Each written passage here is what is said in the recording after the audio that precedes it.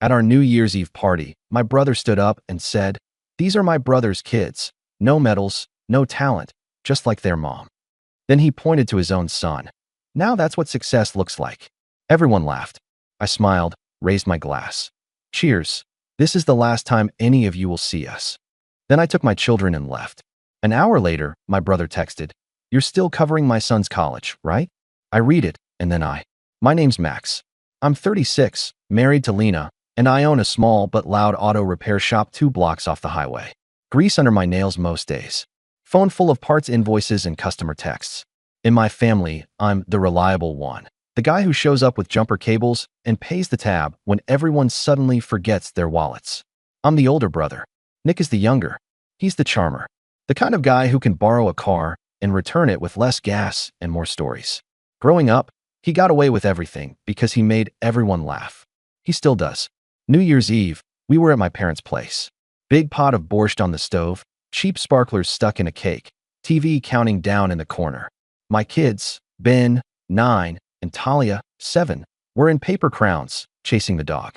Lena was in the kitchen with Mom, plating herring and rolling her eyes in a way only I can read. Stay calm. Nick clinked a spoon against his glass. "Hey, everybody, speech." He stood, gave a dramatic bow, and swept an arm toward my kids. "These are my brother's kids. No medals, no talent, just like their mom." The room did that awful thing where some people freeze and others laugh because they don't know what else to do. Someone actually snorted. My father said, "Nick," like a warning, but it was soft, almost amused. Lena went still. Ben looked at the floor. Talia's crown slid down over one eye. Nick grinned wider, puffed his chest, and pointed at his son, Luca, who was practicing a TikTok dance beside the couch. "Now that's what success looks like," he said. "Scholarships incoming. You hear that, Max?" I felt the heat rise behind my ears. My hand found Lena's without thinking. She squeezed once. "I'm here." I stood, lifted my glass, and my voice came out calm, flat. "Cheers," I said. "This is the last time any of you will see us." Silence. The laughter died so fast it left a hole in the room. Mom blinked like I'd spoken a foreign language. Nick smirked as if I were bluffing. I set the glass down, took my kids' hands, and we left. Coats over pajamas. Street cold in my lungs. I buckled them into the car while the fireworks started popping somewhere over the river. On the drive home, Ben asked, "Did we do something wrong?" "No," I said. "We're done being someone's joke." I tucked them into bed. Lena sat at the kitchen table, still in her nice dress, mateing something invisible in the air with her fingers. "What now?" she asked. "Now," I said, "we clean house." I didn't check my phone. I didn't want to see the explosion I knew was waiting in the family chat.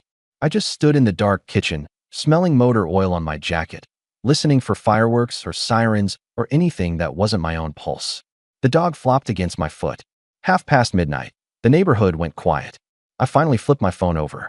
And there it was, Nick's name lighting the screen. But I didn't open it. Not yet. Not tonight. Tonight, I wanted the sound of our apartment breathing and the small, warm fact that I'd meant what I said. Tomorrow, I would read it. Tomorrow, I would decide what to do with it. Tonight, I let the anger sit exactly where it belonged, front and center, sharp enough to finally see what I'd been pretending not to see for years. I washed the glasses, one by one, until the water ran cold. I didn't become the reliable one on purpose. It just happened. After high school, I skipped college and went straight into work. Apprenticed under a cranky mechanic who taught me torque specs and how to say no without apologizing. I saved, bought out a failing 2-bay garage, painted it bright, and put my name on the window. Max Auto. We fix what other people ignore. I married Lena at 27. We had Ben and Talia. We built a life made of early alarms, late dinners, and Saturdays at the park when I could manage it. I'm not some saint. I just did the math. Work now, breathe later. Meanwhile, Nick collected almost careers the way my shop collects old lug nuts. Personal trainer, real estate assistant, crypto consultant, marketing director for a startup that existed mainly on hoodies. He always landed just soft enough to try the next thing. My parents helped. "He's the baby," Mom would say, half joking, fully true. Dad would shrug. "He'll figure it out." "Max, maybe you can, help." Help turned into paying Nick's traffic tickets so it won't go to collections. Then a temporary phone added to my plan so he can job hunt. Then just a small loan for a deposit on an apartment he left 6 months later, deposit gone. When Luca was born, it leveled up. It takes a village, Mom said, handing me a list. Diapers, formula, a car seat. I bought all three. Once, after Luca's preschool talent day, Nick pulled me aside in the hallway and said, "He's special, Max. We're gonna need real schools. You get it?" He said it like I'd been waiting to be assigned this mission. Here's the part one hate admitting. I said yes to a lot of it. Some yes were loud. Most were quiet. I sent money for a few months. I co-signed a used Honda, so he can stop borrowing your work truck, which he still borrowed. I covered Luca's summer camp the year Nick's startup closed shop. Each time, I told myself it was the last. Then Mom would call with that voice, "He's your brother." And I'd blink and the transfer would be pending. Lena didn't nag. She just watched the numbers. "We need a new alignment rack," she'd say, looking at the spreadsheet. "But if you want to cover his emergency again, I'll push the order." I'd tell her, "Next month." I'd tell myself, "Next month." The family chat was its own ecosystem. Memes from Dad, long voice notes from Mom, photos of Luca posed with medals from weekend tournaments where everyone got a medal. My kids' wins were background noise. When Ben got a perfect score on his math test, I posted a picture. Mom reacted with a thumbs up. When Talia learned to read early, Nick sent, "Cute." When Luca kicked a ball into a net at a birthday party, there were 38 messages, 2 video edits, and Mom writing, "Our prodigy," with 3 crowns. I told myself I didn't care. I'm an adult. I have a shop. But then you catch your son watching those threads go by, and you care. 2 weeks before New Year's, Nick sent me a long text. "Good news. Luca got into Eastfield Prep's middle school program. Tuition's a stretch, but we're all about investing in the future, right? Can we sit down and talk numbers? You always said you'd be there for him."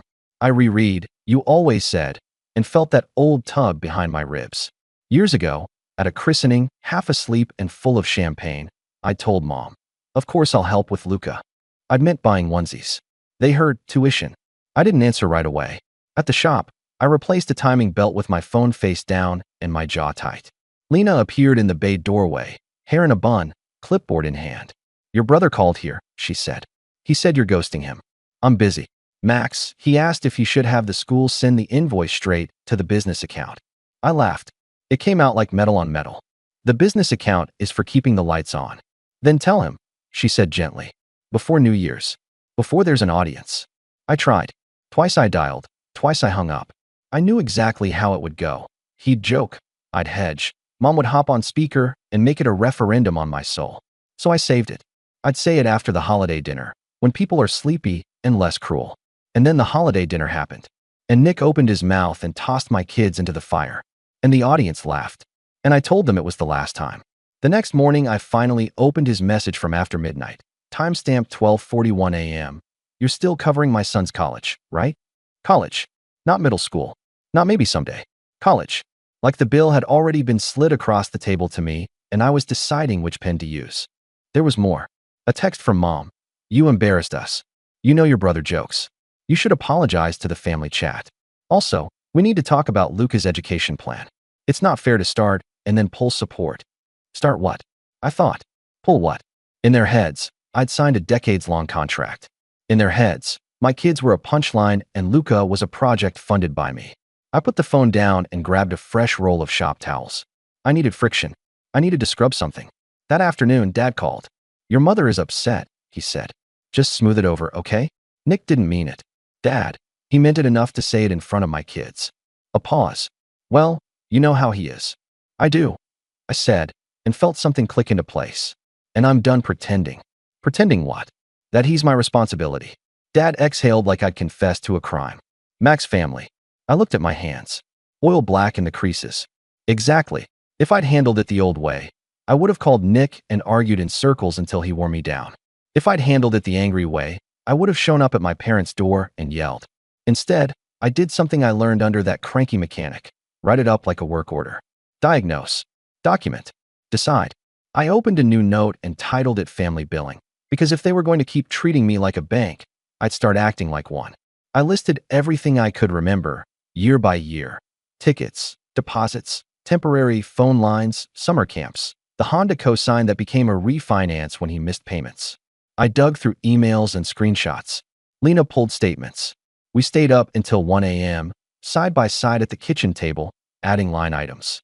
Every number we found made my jaw unclench a little. Not because of the amount, though the amount made me want to lie down, but because it wasn't a feeling anymore. It was data. At the bottom I wrote, further credit suspended. The next day I posted in the family chat, we're coming over Sunday at 5. All of us. Please be there. Mom liked the message with a heart. Nick replied, make it quick, champ. Lucas got training. Sunday at 5, we walked in. I didn't bring a casserole. I brought a printed packet. Lena carried a folder. My kid stayed home with our neighbor. Mom started in immediately. Max, about New Year's. I held up a hand. I'll start. Nick sprawled on the couch, phone in hand. Make it short. The game's on. I set the packet on the coffee table. This is the last 10 years of me helping, I said. Total at the end. Notes attached. Tonight, I'm saying no going forward. Effective today. Mom frowned at the header. Dad turned the pages like he might find a joke hidden in there. Nick didn't touch it. He smirked at me. You made a brochure? That's adorable. Read page 3, I said. That's the Honda you stopped paying. I've got the refinance papers and the ding it put on my credit. Page 5 is Luca's 2022 camp. Page 6 is the deposit you lost. Page 7 is the temporary phone line I'm still paying. Page 9 is the laptop you borrowed for your consulting and never returned. Dad cleared his throat. Max, Dad, you told me to smooth things over. This is me smoothing. I'm telling the truth out loud. That's all. Mom crossed her arms. You don't bring spreadsheets to family. You brought invoices to me for years, I said. You just called them favors. Nick flipped a page with one finger and laughed. So what? You want me to pay you back? I'll send you a check for, what, $20 a month for the rest of my life. Relax, banker. I felt the old anger rise and let it pass like a truck you see coming. No, I said. I don't want anything. I'm closing the account. He blinked. What is that even? It means no more money. No more cosigns. No more just this once. No more paying for your kids anything. And if you insult my wife or my kids again, you won't see us. That's abuse, Mom snapped. You can't punish a child for his father's mistakes. Then stop using your child as your excuse, Lena said quietly. It was the first time she'd spoken. Everyone turned. She kept her voice steady. Max isn't punishing Luca. He's protecting our kids. From you. Nick pointed at her. Watch your tone. I laughed once. No. Watch yours. He stood. You think you're better than me because you change oil and play Dad of the Year? You think your little shop makes you a big man. I let him talk. He's always loved the sound of his own voice. When he wound down, I slid my phone across the coffee table. Since you think I'm trying to be a banker, I said, here's the audit. I opened the family chat on the screen, scrolled to years of emergencies, and then to last week, his text about sending invoices to my business account. I tapped the message, hit info, and mirrored it onto Dad's TV with one click. 20 feet wide, Nick's words glowed across the screen. Wow, I read aloud. Look at that. Send the invoice to the business account. That must be a different kind of joke. Dad said my name like a warning. I met his eyes. I'm done taking the bait and taking the bill. Nick's face flushed. You think I'm scared of a slideshow? You still owe us. Luca is family. Lena leaned forward. Our kids are family too. Ben heard you call him talentless. He cried in the car. Talia wanted to know if, just like their mom, means she should be ashamed of me. That's what your joke did. A tiny sound came out of Mom. For a second, I thought it might be empathy. Then she said, Lena, you know Nick doesn't mean it. He gets carried away. And the empathy vanished. I took a breath. One more thing, I said, sliding a second paper across. This is an email I drafted to Eastfield Prep. It says, please remove my name and any implied sponsorship from Luca MS file. I will not be responsible for payments now or in the future. It's going out tonight. Nick lunged forward and snatched the page. You wouldn't. I would. You promised. I promised to be a brother, I said. Not a bank. He stared at me like I just slapped him. Then he did what he always does when cornered. Went for humiliation. You know why you're really mad? He said to the room. Because Luke is better than your kids. Because you married plain and you made plain kids and you can't stand that mine shines. The word plain hit Lena's face like a slap. I saw it. That was it. The last bolt tightened. Okay, I said. We're done. I picked up my phone, tapped the family chat, and wrote, slow so I wouldn't misspell from shaking. We will not be in this chat anymore. Do not contact us for money or favors. If you need a mechanic, call the shop during business hours like any other customer. I left the chat. Lena left the chat. Then I blocked Nick. Mom started crying the careful way people cry when they think it's a tactic. Dad stood, hands out. Max, Dad, I said, If you want to see your grandkids, you know where we live. But if there's a price or a punchline, stay home. We walked to the door. Nick muttered to my back, "You're still covering college, right?" I didn't turn around. "Read the memo," I said, and closed the door behind us. The first week was loud. Missed calls, long voicemails, messages from numbers I didn't know. My aunt texted, "Family isn't transactional." I typed and deleted a reply a dozen times before writing, "I agree. That's why I'm ending the transactions." Mom left a message every morning. "You're breaking my heart," she'd say. "Call me. Let's be reasonable." Reasonable meant I pay and they forget the terms. Reasonable meant we pretend the insult never happened. I didn't listen to Nick's voicemails. They came in like spam. 10:04 a.m., 10:12 a.m., 10:28 a.m. Lena listened to one, grimaced, and deleted it. "We're not saving any of this," she said. "We're not writing a book." At the shop, something shifted. Without the weekly emergency withdrawals, my numbers breathed. I ordered the alignment rack we'd been pushing off for a year. It arrived on a rainy Thursday. The delivery guys wheeled it in while Talia danced around the bay in pink headphones. Ben helped me unbox the laser heads, reading the manual like it was sacred. "New toy," he said. "New tool," I corrected, but I was smiling. We made small changes at home too. Wednesday nights had been Nick's practice night, when we'd rearrange dinner so I could drive him or Luca somewhere because their car is in the shop, not mine. Wednesday became pancake night. The kids picked toppings. Lena burned the first batch and laughed for the first time in days. I noticed how quiet my phone was. No "can you just" requests. No quick favors. The absence felt like oxygen. Of course, the family didn't stop. They just pivoted. Mom tried dad.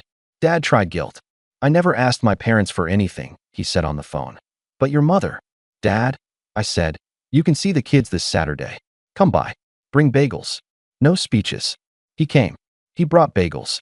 He stood in the doorway like a man sneaking into a movie halfway through. Ben showed him a Lego engine he'd built that actually moved. Talia read him a page from her book. He cried a little. He left without mentioning money. Progress. Nick found a new angle, the public one. He posted on Facebook about growing up poor and brothers who forget where they came from. He wrote, "Some people value money over family," under a photo of Luca in a uniform I recognized because I had paid for the last version. Mutual sent me screenshots with "You okay?" attached. I replied, "We're good," and then put my phone face down and torqued lug nuts until my palms hurt less. A week later, Eastfield Prep emailed, "We've updated our records. Your name has been removed." The relief I felt shocked me. It was like a knot between my shoulder blades loosened a notch. I printed the email and slid it into the folder labeled family, which now meant history, not instructions. 2 weeks later, a customer came in with a beat-up Corolla and a Lucas sticker on the bumper. She laughed. "You know Nick? He told me to tell you hi, said you take care of the whole family." I smiled and said, "We take care of every customer the same."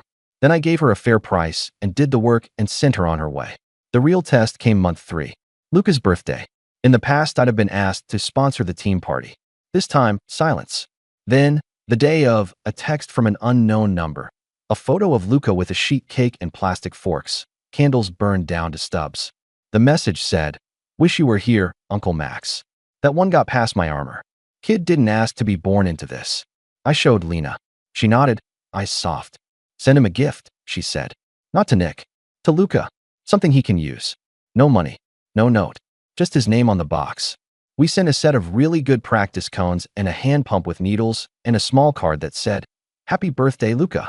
Practice makes progress. Uncle Max." No return address. Just a clean line from us to him. I didn't check if Nick posted about it. I didn't want to turn it into a scoreboard. We started inviting people who weren't family into our life more. The shop guys and their kids. Our neighbor, Ruth, who makes soup when she knows I'm working late. One Friday, we moved the cars out of the bays, hung string lights, and watched a movie on a sheet clipped to the lift. The kids lay on old seat cushions and ate popcorn out of oil drain pans lined with foil. Don't judge. They were clean. For the first time in a long time, I didn't brace for my phone to buzz with a new crisis. The only buzz was the lights. A month after the confrontation, Mom texted Lena instead of me. She wrote.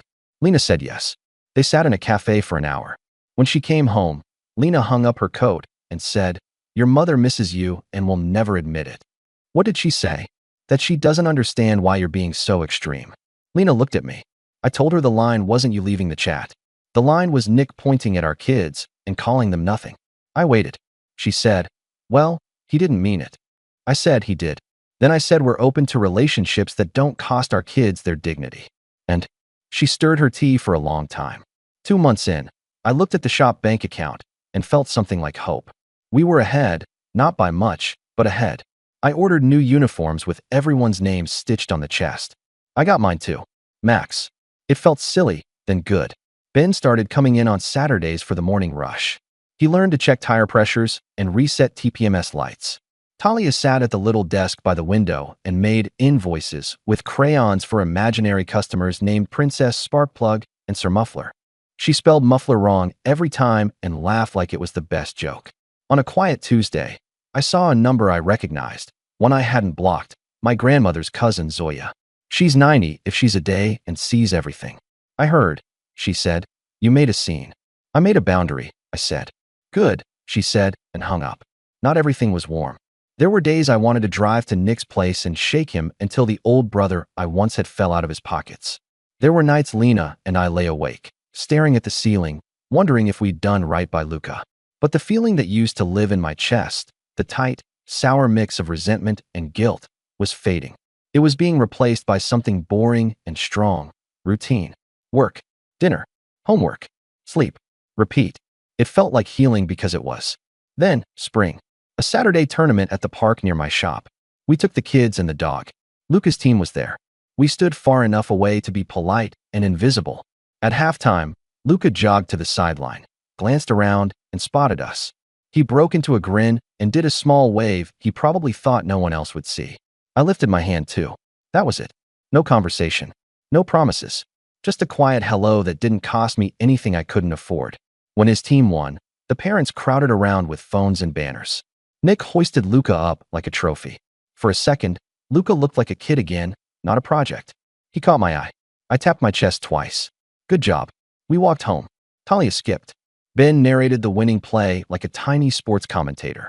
Lena slipped her hand into mine. You okay? She asked. I think so, I said, surprised it was true. I didn't win a war. I just ended one I kept funding. People think the hard part is saying no. It isn't.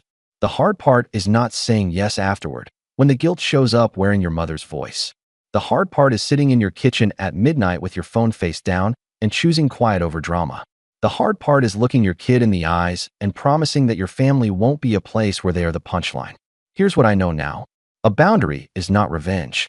It's a budget for your energy. A family chat is not a courtroom. I don't owe anyone my defense there. My kids are not second place to anyone's pride. I own a shop. I fix things. I used to think my job with family was the same. To take in their rattles and leaks, bolt on something new, send them back out. But some problems don't need a mechanic. They need an exit. On New Year's, I raised a glass and said, "This is the last time any of you will see us." That was anger talking. The truth is softer. It was the last time any of them would see us like that, available, apologizing, paying to be insulted. We're still here. We just stopped showing up to the wrong stories. Last week, Dad came by and watched Talia hammer a bent nail straight. He clapped like it was a magic trick. Ben changed a wiper blade in under a minute and grinned so hard I saw the kid he was and the man he'll become in the same face. Lena leaned on the doorframe, arms folded, eyes shining. Nobody made a joke. Nobody sent an invoice. We ate pancakes for dinner because it was Wednesday, and that's what we do now. My phone buzzed once, twice, then went still. I let it. I poured syrup. I passed a plate. I answered a question about torque specs with, "We'll learn together." And when I tucked the kids in, Ben said, "Are we still not going to Uncle Nick's?" "Not for now," I said. "But we're okay." He nodded, satisfied. "Good," he said. "I like pancake night." "Me too, kid. Me too." I don't know what Luca's college will be, and it's not my job to know. I hope he gets wherever he wants to go. I hope one day he comes by the shop on his own and lets me show him how to change oil without making a mess. I hope he learns what I finally did. That love isn't measured in how fast someone wires money or how quietly they swallow an insult.